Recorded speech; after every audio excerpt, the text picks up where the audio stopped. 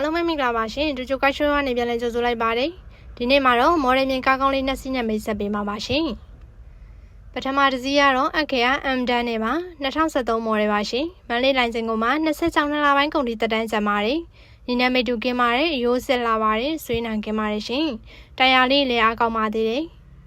မန်ယူရင်ခလုတ်4ဝီနဲ့ပါTV ဘက်ကင်မရာတွေလည်းပါပါတယ်မိချိန်လည်းပါသွားပါပြီရှင် AC ပေါင်းဝဆုံးပါတယ်2013ဆိုတော့ဂျိုးမီကောင်းမီရှိသွားပါပြီရှင်လက်ကင်ဝင်အကြီးနဲ့ပါကီလို9600ပါရှင်အမိုးကိုင်းစစ်တက်ကောင်ဆုံးပါပါတယ်ကျန်းကင်းလေးလည်းလှပါတယ်ရှင်ဒီကားလေးကိုတော့630ကိုညှိနှိုင်းစင်းနဲ့ရောင်းချပေးမှာပါအသေးစိတ်ကိုခွန်းသုံးလုံး3ညခွန်း9ခွန်းမှဆက်သွယ်ပြီးမြန်လို့ရပါတယ်နောက်တစ်စီးကတော့အခရာခြေတန်းနဲ့ပါရှင်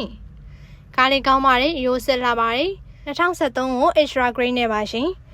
MG1 လိုင်စင်ကိုမှ26လပိုင်းကုန်ထိတက်တန်းကျန်ပါတယ်မန်ယူရဲ 4V ပါ AC ပေါင်းအဆုံးပါတယ်ပါဝါဝင်းဒိုးနဲ့ပါရှင်မိချိန်တွေလည်းပါသွားပါပြီကီလို2,16,000မှာကျန်းငင်းလေးလည်းတန်ပါတယ်ရှင်2013ဆိုတော့လက်ကင်ငွေကြီးနဲ့ပါကြောမီကောင်းမီရှည်သွားပါပြီရှင်